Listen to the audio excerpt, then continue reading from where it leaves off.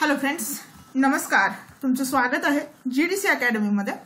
आणि जसं की आपण मागच्या काही दिवसांपासून स्टेट बोर्ड्स, तुम्ही आणि तुमच्या शंका या महत्त्वाच्या सिरीज मध्ये आपण सब्जेक्ट वाईज इथं अभ्यास करत आहोत की आपल्याला प्रश्न कसे आलेले आहेत, कोणत्या सब्जेक्टला आपल्याला किती महत्त्वपूर्ण पद्धतीने इथं स्टेट बोर्ड्सला अभ्यासायचे आणि 2012 ते 2019 या कालावधीमध्ये राज्यसेवेचा पण आपण अभ्यास केलाय. त्यात तुम्हाला मी कंबाईनचं पण सांगितलं होतं. पण काही विद्यार्थी मित्रांची अशी मागणी होती की मॅडम कंबाईन स्पेशल जे असतं ते सुद्धा एक आम्हाला द्या, कारण राज्यसेवेपेक्षा कंबाईनचे जे प्रश्न असतात विद्यार्थी मित्रांनो ते अप्रत्यक्ष विचारले जातात आणि तेच आपल्याला कळत नाही आणि त्यामुळेच आपल्याला हा सायन्स जो सब्जेक्ट आहे तो अवघड वाटायला लागतो. पण काळजी करायचं कुठलंही कारण नाहीये. जसं आपण इयत्ता 5, 6, 7, 8, 9, 10, 10चा दुसरा भाग असे दोन्ही किंवा आपण असे 8 पुस्तकांचा जो क्रम लावलेला आहे, 7 पुस्तकांचा, तोही क्रम तो तसाच्या तसा क्रम आपल्याला इथं ठेवायचा. फक्त आता इथं राज्यसेवेचा जो आपण विचार आहे तो बाजूला ठेवूया. फक्त आणि फक्त इथं थोडंसं कंबाईन बद्दल तुम्हाला सांगणार आहे की कंबाईन मध्ये क्लासिफिकेशन म्हणजेच वर्गीकरणावरती प्रश्न येतात, वर्गीकरणावरती प्रश्न येतात, पेशीवरती प्रश्न येतात, ऊतींवरती प्रश्न येतात.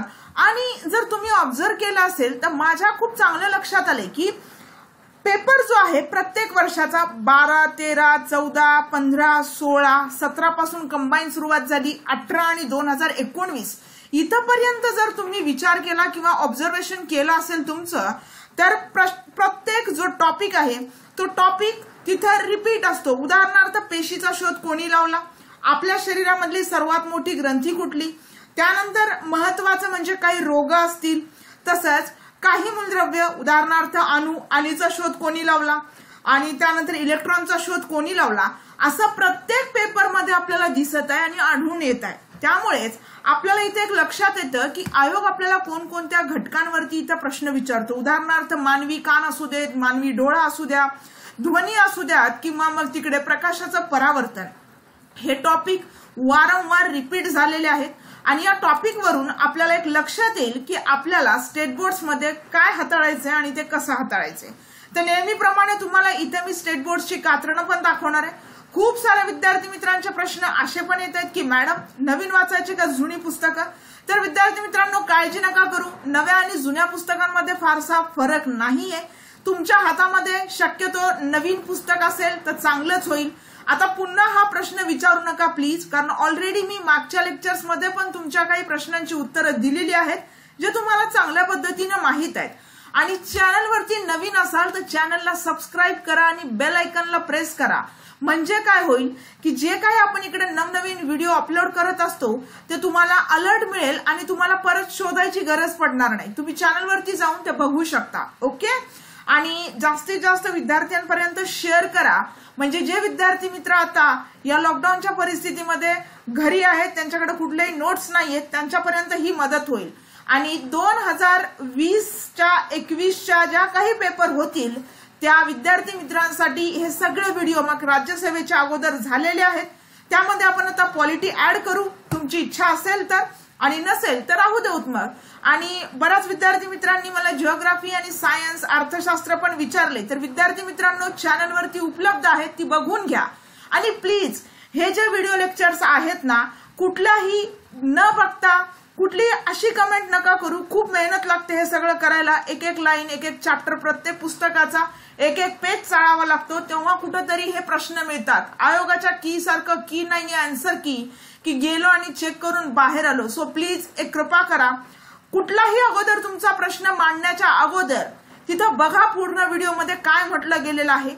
हे खूप महत्वाचं आहे. आणि आपल्याला जर एकदम स्मार्ट वर्कनी स्टडी करायचा असेल तर हे आपला अवलंबावाच लागेल. ही खूप महत्वाची आहे. ठीक आहे, गरज, ही काळाची गरज म्हणू शकता तुम्ही, कारण येणाऱ्या काळामध्ये कॉम्पिटिशन किती वाढेल हे मी पण नाही सांगू शकत आणि तुम्ही पण नाही सांगू शकत. So it's very very important. Okay. ही ती पुस्तकं आहेत, सगळी नवीन पुस्तकं आहेत, तुम्ही बघू शकता. बालभारतीच्या साइट्सवरती PDF उपलब्ध आहेत आणि नसतील तर gdcacademy.com वरती सुद्धा जाऊन तुम्ही तिथून सुद्धा डाउनलोड सेक्शन मधून ही पुस्तकं डाउनलोड करू शकता. ओके. चला तर आता जास्त नाही बोलत, कारण ऑलरेडी आपला बराच वेळ गेलेला आहे, पण सांगणं खूप गरजेचं होतं. खूप छोटे छोटे क्षुल्लक प्रश्न होते जे शिल्लक राहिले होते. ठीक आहे. बघा पहिला प्रश्न, मॅग्नेशियमची संयुजा व क्लोरीनची संयुजा याबद्दल दिलेला आहे. तर मॅग्नेशियम क्लोराईडचं सूत्र आपल्याला सांगायचंय. सूत्र अगदी सोपं आहे, MgCl2. MgCl2 हे कसं होतं तर इथं दिलेलं आहे बघा इयत्ता 8वीचं, कारण माझ्याकडे इयत्ता 8वीचं जे नवीन स्टेट बोर्ड आहे ते उपलब्ध नव्हतं, पण 8वीच्या स्टेट बोर्ड मध्ये सुद्धा तुम्हाला हे दिलेलं आहे. बघा इथं दिसतं का तुम्हाला, सोडियम क्लोरीन दोन्हीचे संयुजा एकच असल्यामुळं इकडे NaCl जे आपलं खाण्याचं मीठ तयार होतं, तसंच इथं मॅग्नेशियमची संयुजा 2 आहे आणि क्लोरीनची 1 आहे, म्हणजे MgCl2. आता मला एक सांगा हो, यात काही अवघड आहे का? विद्यार्थी मित्रांनो, तुम्ही जर थोडंसं मनावर घेतलं आणि काळजीपूर्वक स्टेट बोर्ड्सला हाताळलं, आणि बऱ्याच विद्यार्थी मित्रांचं म्हणणं आहे की मॅडम स्टेट बोर्डच करायचेत का, तर स्टेट बोर्ड खूप चांगले करा. नंतर एक लेक्चर आपण बाकीचे जे रेफरन्स बुक असतील, उदाहरणार्थ पॉलिटीसाठी लक्ष्मीकांत आहे, जिओग्राफीसाठी सौदी सरांचं पुस्तक आहे, याबद्दल सुद्धा आपण लवकरच बोलूया. ओके. सो आता इथे कॉन्सन्ट्रेट करा की आपल्याला हे प्रश्न कसा आला होता आणि काय नाही. बघू शकता इकडे अगदी सोपा प्रश्न, अगदी सोप्या पुस्तकातून, फक्त इयत्ता 8वीच्या पुस्तकातून हे सगळं आहे. बघू शकता तुम्ही, तुमच्या समोर आहे हे सगळं. ठीक आहे. आता बघा इकडे तुम्हाला क्लोरीन बद्दल जे असेल ते सोडियमचं दिलेलं आहे, त्यानंतर अॅल्युमिनियमचं दिलेलं आहे. तर पुढच्या वेळी कदाचित अॅल्युमिनियमचं सूत्र विचारतील आपल्याला, AlCl3, बरोबर का? तर अॅल्युमिनियमची संयुजा 3 आहे आणि सोडियम, मॅग्नेशियम, अॅल्युमिनियम हे धातू वर्गातले आहेत, तुम्हाला माहितच आहेत. आणि धातू वर्गातले जे मूलद्रव्य असतात ते इलेक्ट्रॉन देऊन टाकतात, शेवटच्या कक्षांना देऊन टाकतात, शेवटच्या कक्षेत जे इलेक्ट्रॉन असतात ते, आणि स्वतःला ऑक्टेट स्थितीमध्ये ठेवण्याचा प्रयत्न करतात. आणि माहित नसतील तर GDC अकॅडमी या युट्यूब चॅनलवरती सायन्सचे खूप सारे लेक्चर्स आहेत, ते बघून घ्या. तुमचं खूप सुंदर तिकडे रिव्हिजन होईल. आणि समरी लेक्चर्स पण आहेत, समरी लेक्चर्स मध्ये सुद्धा तुम्हाला खूप फायदा झालेला आहे. खूप सारे विद्यार्थी मित्र 2019च्या एक्झाम मध्ये राज्यसेवा आणि कंबाईन मध्ये कट ऑफच्या जवळ कट ऑफला पार झालेले आहे तिथे, हे सुद्धा लक्षात ठेवा तुम्ही. ठीक आहे. त्यानंतर हा पुढचा प्रश्न बघा. प्रश्न इथं बघू शकता तुम्ही की इथं संयुजाबद्दल पण दिलेलं आहे. इथं पण तेच पुन्हा एकदा सांगण्याचा प्रयत्न केलाय की द्रव्याच्या मोजमापामध्ये कशा प्रकारे येतं. आणि इथं सुद्धा तुम्हाला सूत्र दिलंय बघा, MgCl2. आता आपण जर बारकाईनं जर इथं वाचलं असेल तर आपल्याला नक्कीच तिथं लक्षात येईल. आणि हे कसं तयार होतं, यामध्ये कोणते बंध तयार होतात. सोडियम पॉझिटिव्ह तयार करतं, म्हणजे सोडियम प्लस, ज्याला आपण अनायन म्हणू. ठीक आहे. आणि कॅटायन म्हणू धनप्रभारित, आणि अनायन म्हणजे निगेटिव्ह जे ऋणप्रभारित म्हटलं जातं. तर द्रव्याचं मोजमाप म्हणून इयत्ता 9वीच्या या पुस्तकामध्ये सुद्धा तुम्हाला याबद्दल दिलेलं आहे. ओके. सो आपल्याला पुस्तकं काळजीपूर्वक वाचायची आहेत. आणि जसं मी तुम्हाला क्रम लावायला सांगितलं होतं की 6वीच्या चॅप्टरमध्ये जर तुम्ही आपले जे काही पोषण तत्व आहेत याच्याबद्दल जर वाचलं असेल तर इयत्ता 7वीच्या त्या चॅप्टरबद्दल तिथं वाचून घ्या. 8वीच्या पुस्तकामध्ये तो चॅप्टर जर असेल तर त्या रिलेटेड तिथे वाचून घ्या. म्हणजे असा तुमचा एक क्रम लावा, जेणेकरून आपल्याला त्या गोष्टी वारंवार तिकडे रिपीट होतील. ओके. या गोष्टी खूप महत्वाच्या आहेत आणि रिव्हिजन आपल्या परीक्षांसाठी खूप महत्वाचं ठरतं. त्यानंतर आधुनिक आवर्त सारणी कशावर आधारित आहे. अतिशय सोपा प्रश्न आहे, मूलद्रव्यांच्या अणुअंकावरती आधारित आहे. हा प्रश्न तुम्हाला इयत्ता 8वीच्या स्टेट बोर्ड मध्ये पण मिळेल याचं उत्तर, आणि इयत्ता 10वीच्या भाग 1 मध्ये सुद्धा मिळेल. आणि आवर्ती, दॅट इज मूलद्रव्यांचे जे काही गुणधर्म असतात ना त्यांच्या अणुअंकांचे आवर्ती फल आहे. आणि या आवर्ती फलाबद्दल याच्या पुढच्याच जे आपण म्हणूया की पॅराग्राफ, त्याबद्दल इथं माहिती दिलेली आहे.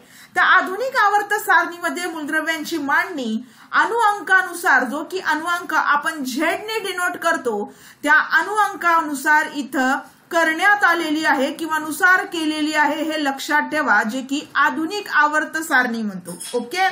तर ह्या बाबी आपल्याला अतिशय महत्वाच्या आहेत. इथं तुम्हाला गरज असेल तर हे बघा हायलाइट पण करून देईल मी तुम्हाला. आणि वाचताना आपल्याला एवढी काळजी तर करावीच लागेल विद्यार्थी मित्रांनो, जे खूप महत्वाचं असतं. आणि मूलद्रव्यांची मांडणी त्यांच्या अणुअंकाच्या चढत्या क्रमाने केल्यावर मूलद्रव्यांचे जे वर्गीकरण मिळते त्याला आधुनिक आवर्त सारणी म्हणतात. असा प्रश्न राज्यसेवा पूर्वला म्हणजेच MPSC पूर्वला आला होता. मग आता जे विद्यार्थी मित्र अगोदर राज्यसेवा देतात आणि नंतर कंबाईन देतात, त्यांनी इथं दोन्हीचे क्वेश्चन पेपर जे असतील ते हाताळायचे, ज्यामधून आपला वेळ कमी वाचेल, जास्तीत जास्त आपण तिथे प्रश्नांना हे करू, वेळ कमी जाईल आपला आणि रिव्हिजन आपलं खूप झालं पाहिजे, हे यावरून तुम्हाला लक्षात येतं. त्यानंतर अतिशय सोपा प्रश्न, इलेक्ट्रॉनचा शोध कोणी लावला? इलेक्ट्रॉनच्या शोधाबद्दल तुम्हाला थॉम्सनचा सिद्धांत जो आहे ते इथं दिलेला आहे, बघू शकता तुम्ही. तर थॉम्सनचा मुख्य शोध म्हणजे अणूतील ऋण प्रभारयुक्त इलेक्ट्रॉन या घटकाचे अस्तित्व प्रयोगाने सिद्ध करणे आणि त्यासाठी 1906 सालचा तिथं त्यांना नोबेल सुद्धा देण्यात आला होता. हे लक्षात असू द्या. हे तुम्हाला इयत्ता 8वीच्या स्टेट बोर्ड मध्ये सुद्धा मिळू शकतं आणि हे इयत्ता 8वीच्या स्टेट बोर्डचं जुनं कात्रण आहे, माझ्याकडे नवीन उपलब्ध नाहीये, पण तुम्हाला इयत्ता 8वीच्या नवीन पुस्तकामध्ये सुद्धा मिळेल विद्यार्थी मित्रांनो, एवढी काळजी घ्या. ठीक आहे. त्यानंतर पुढे जाऊया. 1808 मध्ये कोणत्या इंग्रजी शाळा शिक्षकाने अणुसिद्धांताचा शोध लावला? हे सुद्धा तुम्हाला इयत्ता 8वीच्या पुस्तकामध्ये थॉम्सनच्या सिद्धांताच्या पुढचीच ही गोष्ट आहे. 1808 मध्ये इंग्लिश रसायनशास्त्रज्ञ जॉन डाल्टनने अणुसिद्धांत मांडला होता आणि या प्रश्नाचं उत्तर होतं आपल्या जॉन डाल्टन. दिसतंय का बघा? हे बघा इयत्ता 8वीचं हे पुस्तक.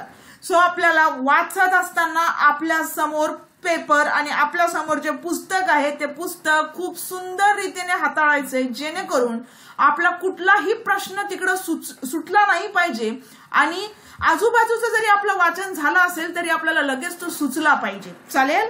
बघा पुढे हे असेल काही रोग आहेत आणि त्यावरती काही लशी आहेत, ह्या सुद्धा तुम्हाला स्टेट बोर्ड्स मध्ये मिळून जातात विद्यार्थी मित्रांनो.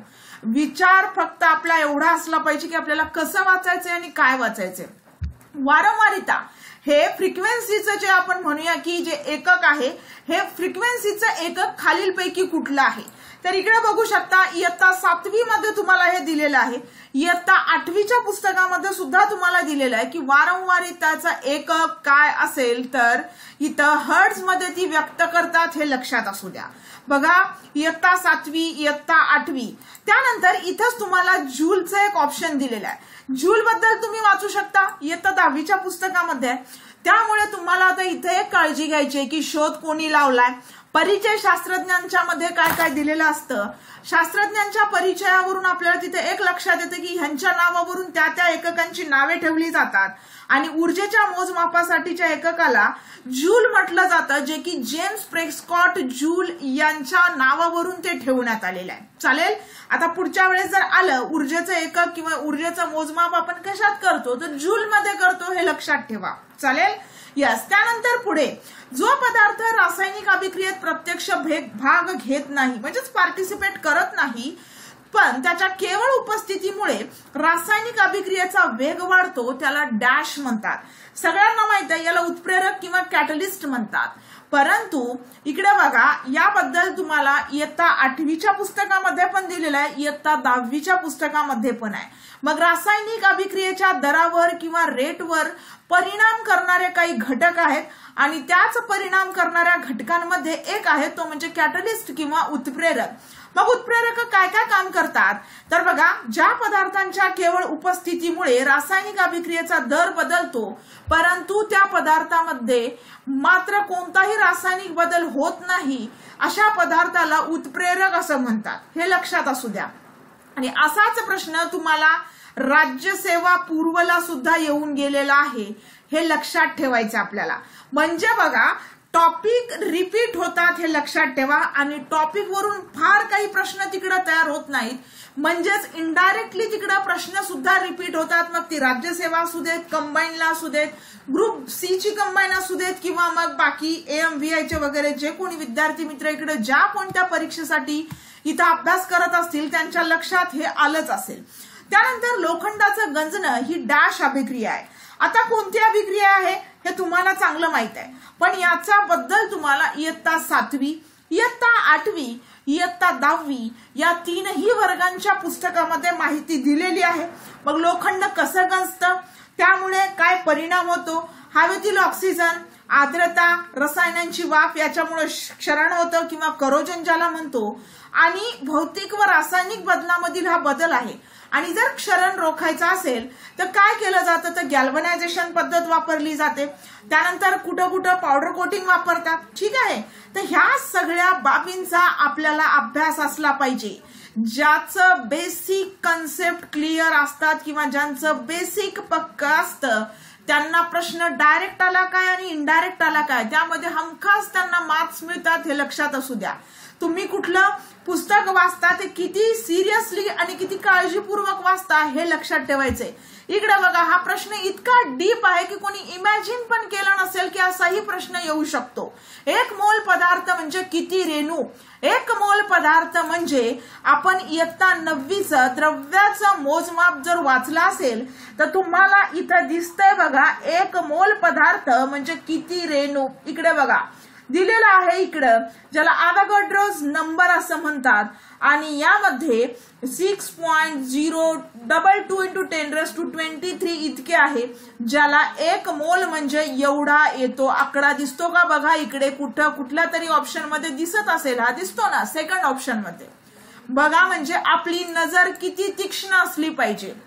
ज्याला म्हणतो ना आपण की जो काही बाज असतो किंवा आपण म्हणूया की गरुड असतो त्याची नजर खूप बारीक असते, बरोबर, तशीच बारीक नजर ठेवायची.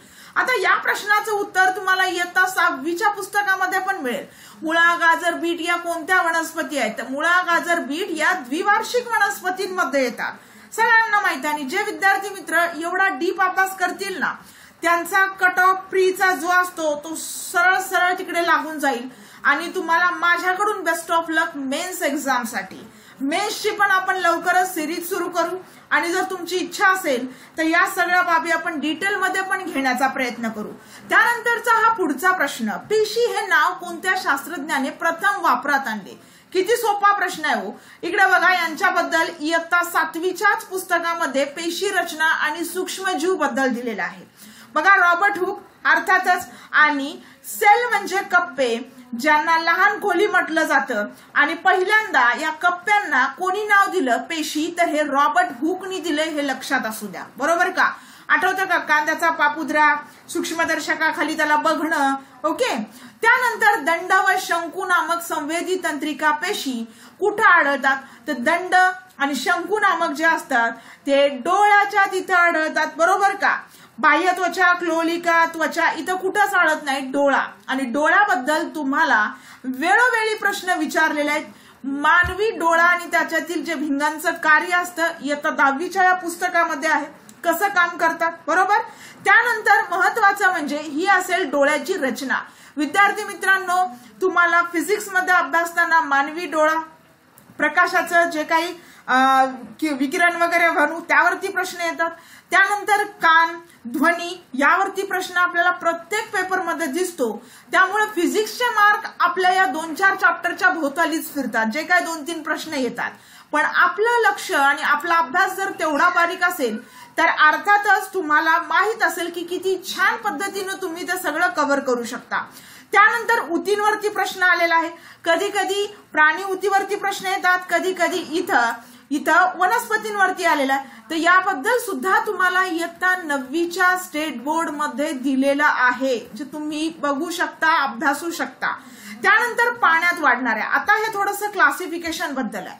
तर पाण्यात वाढणाऱ्या परंतु अपुष्प असणाऱ्या, त्यानंतर बऱ्याचशा विद्यार्थ्यांना थोडासा कठीण जाणारा, थोडासा नाही बराच जातो, पण कठीण का जातो बघा, आपण बारीक सारी गोष्टींवरती लक्ष केंद्रित करत नाही आणि बारीक सारी गोष्टींना आपण अवॉइड करतो.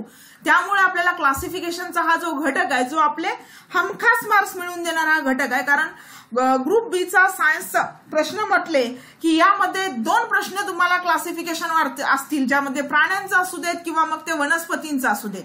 बघा प्रश्न किती बारीक आहे आणि याचं उत्तर तुम्हाला कुठून मिळालं आणि कसं मिळू शकतं हे मी तुम्हाला दाखवून देणार आहे. बघा, पाण्यात वाढणाऱ्या परंतु अपुष्प असणाऱ्या शैवाल या वनस्पतीचं नाव काय?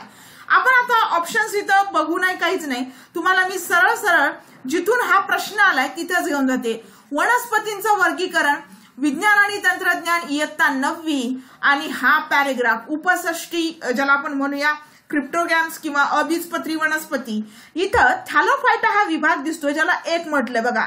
या वनस्पती प्रामुख्याने पाण्यात वाढतात. मूळ, खोड, पाने, फुले असे विशिष्ट अवयव नसणाऱ्या हरित द्रव्यांमुळे स्वयंपोषी असणाऱ्या वनस्पतीच्या या गटाला शैवाल म्हणतात. आणि या शैवालांपैकी आपल्याला इथं एकच शैवाल दिलेला आहे, तो म्हणजे स्पायरोगायरा. आणि याचं ऑप्शन तुम्हाला इथं आढळतं, दिसतंय का बघा. उदाहरणार्थ स्पायरोगायरा, युलोथ्रिक्स, उल्वा, सर्गॅसम इत्यादी. हा आहे स्पायरोगायरा. दिसलं. म्हणजे आता बघा तुम्हाला किती छान पद्धतीनं हे सगळं करायचंय आणि हे करत असताना स्टेट बोर्ड्स किती मदत करतात हे तुम्ही ठरवायचं. आता त्यानंतर पुढचा प्रश्न परत क्लासिफिकेशन वरती 2017च्या कंबाईनचा हा प्रश्न आहे. खालीलपैकी कोणत्या वनस्पती गटामध्ये संवहनी संस्था बीजाणू निर्मिती असते परंतु बीजे नसतात? ब्रायोफायटा, टेरिडोफायटा, अनावृत्त बीजी का अवृत्त बीजी? बघा इथं काय दिले आणि याबद्दल तुम्हाला या पॅरेग्राफ मध्ये ऑप्शन्स मिळून जातील तुमच्या. या गटातील वनस्पतींना मुळे, खोड, पाने असे सुस्पष्ट अवयव असतात. पाणी व अन्न वहनासाठी स्वतंत्र ऊती असतात. दिलंय का बघा. संवहनी संस्था असते यांच्यामध्ये दिलंय. त्यानंतर महत्वाचं म्हणजे बीजाणूद्वारे यांच्यामध्ये प्रजनन होतं आणि याचं उत्तर आपल्याला जे ऑप्शन्स म्हणूया नेचे वगैरे दिलेलं आहे. तर इथं आपल्याला थोडंसं लक्षात ठेवायचं की हा गट कुठला आहे, तर हा टेरिडोफायटा आहे. बरोबर का. अनावृत्त आणि अवृत्त बीजीमध्ये बीज निर्मिती होते. ब्रायोफायटामध्ये, टेरिडोफायटामध्ये पुढच्या चालून होत असतात. म्हणजे पुढचा हा ग्रुप आहे थॅलोफायटा, ब्रायोफायटा आणि टेरिडोफायटा. तर इथं थोडंसं आपल्याला लक्षात आलं की यांच्यामध्ये संवहनी असतात म्हणजे स्वतंत्र ऊती असतात पाणी आणि अन्न वाहून नेण्यासाठी.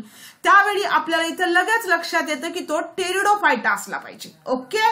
त्यानंतरचा असाच एक पुढचा प्रश्न, आत्ताच्या प्रश्नामध्ये आपण जे एक्झाम्पल डिस्कस केले होते त्याबद्दलचा. नेचे डॅश या गटात येतो. बघा नेचेचं उत्तर तुम्हाला इथंच मिळेल. हा नेचे आहे आणि तो टेरिडोफायटा या गटात येतो, हे लक्षात असू द्या. आहे का बघा या प्रश्नाचं उत्तर इकडेच. काळजी नका करू.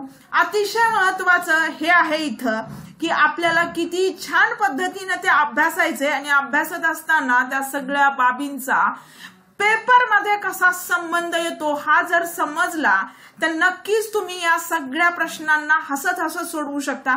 कुठल्याही पद्धतीने आपल्याला घाबरायची गरज नाहीये, काहीही संबंध येत नाही. तसंच प्राण्यांचं वर्गीकरण इयत्ता 10वीच्या चॅप्टर्स मध्ये आहे. 6वा चॅप्टर आहे, त्यावरून हा प्रश्न आला होता. त्यानंतर पुढचा प्रश्न जर बघाल अतिशय सोपा प्रश्न, मानवी शरीरात जवळपास किती किलोमीटर लांबीच्या रक्तवाहिन्या असतात? आता सगळ्यांनाच माहित आहे, पण आपण एकच काळजी करत नाही की आपलं बेसिक कव्हर करत नाही. अगोदर बेसिक कव्हर करा, काय घाई आहे आपल्याला, नंतर रेफरन्स पुस्तकं वाचा. रेफरन्स पण वाचायचीच आहेत ना, कारण मुख्य परीक्षेमध्ये तुम्हाला काही काही बाबींसाठी रेफरन्स बुक वाचावीच लागतात. उदाहरणार्थ जर तुम्ही पाहाल जिओग्राफी वगैरे, मानवी भूगोल, त्यानंतर कृषी वगैरे यामध्ये तुम्हाला सौदीचा भूगोल वाचावाच लागतो. त्यानंतर पुढे जर बघाल तर जे आपलं पॉलिटी वगैरे आहे, राज्यव्यवस्था, त्यासाठी तुम्हाला यम लक्ष्मीकांत वाचावंच लागेल. ओके. तर अगोदर बेसिक गोष्टी करा, तर तुम्हाला रेफरन्स मध्ये काय चाललंय हे कळेल. ओके. त्यानंतरचा पुढचा प्रश्न बघूया. नेक्स्ट हे बघा, मानवी स्नायू आणि पचन संस्था इयत्ता 7वीचा, ज्याबद्दलचा हा प्रश्न आहे की शरीरातील सर्वात मोठी ग्रंथी कोणती? अतिशय सोपा आहे, सगळ्यांना तोंडपाठ आहे. पण हा प्रश्न इथूनही आला असेल हे कोणी इमॅजिन पण करत नाही आपण. बरोबर का. अगदी छोटंसं पुस्तक आहे, 7वीचं पुस्तक आहे, काय गरज आहे वाचायची, यामध्ये असतो आपण. आणि त्यामुळेच इथं आपल्याला लक्षात येतं की कशा प्रकारे या बाबी आपल्या डोळ्याखालून निघून जातात. आणि जे विद्यार्थी मित्र पहिल्या अटेम्प्टला जाऊन फक्त पेपर देऊन येतात त्यावेळेस त्यांना त्यांच्या चुका कळतात की आपण बेसिक पुस्तकांना का कव्हर केलं नाही. त्यानंतर तिथूनच पुढचा प्रश्न, पित्त हे डॅश अवयवात तयार होते. आता कुठे तयार होते, तर इकडे बघा पचन संस्थेतील पुढचा, त्याच चॅप्टर मधला पुढच्या पेजवर आपण गेलो की यकृत, पित्तरस काय काम करतं, कसं काम करतं हे तुम्हाला या चार्ट वरून लक्षात येतं. बरोबर का? स्वादुपिंड, स्वादुरस वगैरे. आणि विद्यार्थी मित्रांनो, यावरती प्रश्न येऊन गेलेत. सो याबद्दल आता तुम्हीच ठरवा की तुम्ही किती आणि कसं वाचणार आहात आणि अभ्यास कसा करायचा आपल्याला. त्यानंतर पहा, सकाळी सूर्यप्रकाशामध्ये त्वचेच्या खाली कोणते जीवनसत्व तयार होते? सगळ्यांनाच माहिती आहे डी जीवनसत्व. म्हणूनच लहान मुलांना थोडंसं कोवळ्या उन्हामध्ये नेलं जातं, बरोबर का? त्यानंतर लहान मुलांमध्ये रातांधळेपणा हा रोग कोणत्या जीवनसत्वाच्या अभावामुळे होतो? ए मुळे होतो. परंतु ज्यावेळेस आपण इयत्ता 6वीचं पुस्तक वाचू, त्यामध्ये तुम्हाला हे चार्ट्स दिलेले आहेत की कोणते खनिज, कोणती जीवनसत्व कशासाठी उपयुक्त आहेत, त्यांचे सोर्स कोणते आहेत. महत्वाचं म्हणजे त्यांचा जर अभाव झाला तर कोणता रोग होतो किंवा विकार होतो, यावरती वेळोवेळी प्रश्न येऊन गेलेले आहेत. आणि इथं पुन्हा तुम्हाला हा चार्ट मी त्यासाठीच दाखवत आहे की राज्यसेवा असू द्यात किंवा मग कंबाईन असू द्यात, फारसा फरक नाहीये. थोडंसं क्लासिफिकेशन जर चॅप्टर सोडले तर राज्यसेवा आणि कंबाईनचा प्रश्न पेपर जो असतो किंवा प्रश्न असतात ते नियर अबाउट 90% सारखेच आहेत. 90%. फक्त जे 10% उरतात त्यामध्ये डायरेक्ट आणि इनडायरेक्ट मध्ये थोडंसं विद्यार्थी मित्रांना लक्षात येत नाही आणि त्यामुळेच त्यांचे प्रश्न तिकडे चुकतात आणि म्हणूनच आपल्या डोक्यामध्ये सायन्सची भीती बसते. ओके, तर कुठल्याही प्रकारची भीती वाटू नका देऊ. जर तुम्ही 2021च्या तयारीला लागत असाल तर अर्थातच अगोदर 5 ते 10ची स्टेट बोर्डची सायन्सची पुस्तकं खूप चांगल्या पद्धतीने अभ्यासा. खूप चांगल्या म्हणजे अगदी खूप चांगल्या. प्रश्न आपल्याला लगेच आठवला पाहिजे की हा प्रश्न इयत्ता 9च्या पुस्तकातून आलाय, इयत्ता 8वीच्या पुस्तकातून आलाय. एवढं आपल्याला जर समजलं तर आपण नक्कीच तिथे हमखास यश मिळवू, हे लक्षात असू द्या. चालेल. त्यानंतर 2019चे सुद्धा प्रश्न मी इन्क्लूड केले. काही विद्यार्थी मित्रांचं म्हणणं आहे की तुम्ही उगीच काहीतरी फालतू टाइमपास करताय आमचा. पण विद्यार्थी मित्रांनो, टाइमपास करायला माझ्याकडे एवढा वेळ नाही आणि माझ्यापेक्षा जास्त तुमच्याकडे तो नाहीये. पण जर ही फिलॉसॉफी जर तुम्हाला समजलीच नाही की आयोग आपल्याला काय विचारतो आणि आपल्याला काय करायचंय, तर आपल्या एवढं मग कोणीच मूर्ख नसेल. मग वर्षानुवर्षे जा पेपरला आणि देऊन वापस या, असं होऊ देऊ नका प्लीज. तुम्हाला मी 2018 पासून हे सगळं उपलब्ध करून देण्याचा प्रयत्न केलेला आहे स्टेट बोर्डचा. आणि तुम्हाला आश्चर्य वाटू देऊ नका, 2019च्या पेपरमध्ये ज्यावेळेस प्रश्न आले होते तर समरीमधून काही विद्यार्थी मित्रांनी फक्त समरी केली. ज्यांचं बेसिक ऑलरेडी पक्क होतं तर ते 240+ कव्हर झालेले आहेत एमपीएससी पूर्व एक्झाम मध्ये. चालेल. हे विद्यार्थी मित्र नेहमी टच मध्ये असतात, आमच्या कॉन्टॅक्ट करतात, त्यांना अडचणी आल्या तर विचारतात. तर तुम्ही यावरती काळजी घ्या. आपल्याला जास्त दिवस अभ्यासच नाही करायचा आहे. अभ्यास होऊन फक्त पटकन पोस्ट काढून पास व्हायची आहे. याच्याशी सहमत असाल तर नक्कीच तुम्हाला हे सगळं समजेल. त्यानंतर बघा, ध्वनीवरती प्रश्न असतो. 2019ला पण प्रश्न आला होता. थोडासा स्टेटमेंट वाईज प्रश्न होता, परंतु इयत्ता 7वीचा आणि इयत्ता 9वीचा जर चॅप्टर तुम्ही ध्वनीबद्दलचा वाचला तर हा प्रश्न सुद्धा तुमचा कव्हर होतो. आणि ध्वनीबद्दल लेक्चर सुद्धा उपलब्ध आहे. त्यानंतर कर्ण, आपला जो कान आहे त्या कानावरती सुद्धा प्रश्न येतात. कानाची रचना अशा प्रकारे आहे. तसंच प्रकाश किरण, प्रकाशाबद्दल सुद्धा प्रश्न विचारलेले आहेत. अशा प्रकारे ज्या वेळेस आपण हे सगळं कव्हर करू त्यावेळेस तुम्हाला सगळ्यांना चांगल्या पद्धतीने माहित असेल की हे कुठून आणि कसे प्रश्न आलेले आहेत. बघा, वनस्पतींमध्ये कोणतं मूलद्रव्य त्याच्या कार्याशी चुकीच्या पद्धतीने जोडलं गेलेलं आहे. आता नायट्रोजन, मॅग्नेशियम, फॉस्फरस, गंधक यांची कार्यच आपल्याला माहित नसेल तर जोडी पण कळणार नाही ना. आणि याच्याबद्दल इयत्ता 7वीच्या पुस्तकामध्ये सजीवातील पोषण या चॅप्टरमध्ये दिलेलं आहे. म्हणजे आपल्या नजरेखालून काय चुकतं आणि कसं चुकतं हे आता तुम्ही ठरवा. त्यानंतरचा पुढचा प्रश्न, मीनामाता रोगासाठी कारणीभूत असलेला प्रदूषक डॅश आहे. मिथाइल मर्क्युरी इथं याचं उत्तर आहे. पण बऱ्याच जणांना मर्क्युरी किंवा पारा असल्यामुळं त्यात कन्फ्युजन असतं की तो टेट्रा इथाडाईल लेड आहे का काय आहे. तर याचं उत्तर सुद्धा तुम्हाला या अशा पुस्तकांमधून मिळेल स्टेट बोर्डच्या. माहित आहे का तुम्हालाच्या सदरामध्ये. त्यामुळे काळजीपूर्वक ही पुस्तकं अभ्यासा. आता आपण इकडे थांबूया. लेक्चर आवडलंच तर नक्कीच लाईक करा, जास्तीत जास्त शेअर करा आणि चॅनलला नवीन असाल तर सबस्क्राईब करायला विसरू नका, जेणेकरून तुमच्या अभ्यासामध्ये ही थोडीशी मदत होईल आमच्याकडून आणि आमच्या टीमकडून. ओके, सो आता थांबू आपण इकडे. पुढच्या लेक्चरमध्ये भेटूया. पुढचे लेक्चर जर करायचे असतील तर कमेंटमध्ये सांगायला विसरू नका. Okay, thanks for watching. काळजी घ्या, घरीच राहा आणि अभ्यास करा. ओके, थँक्यू आणि तुमच्या अभ्यासासाठी बेस्ट ऑफ लक.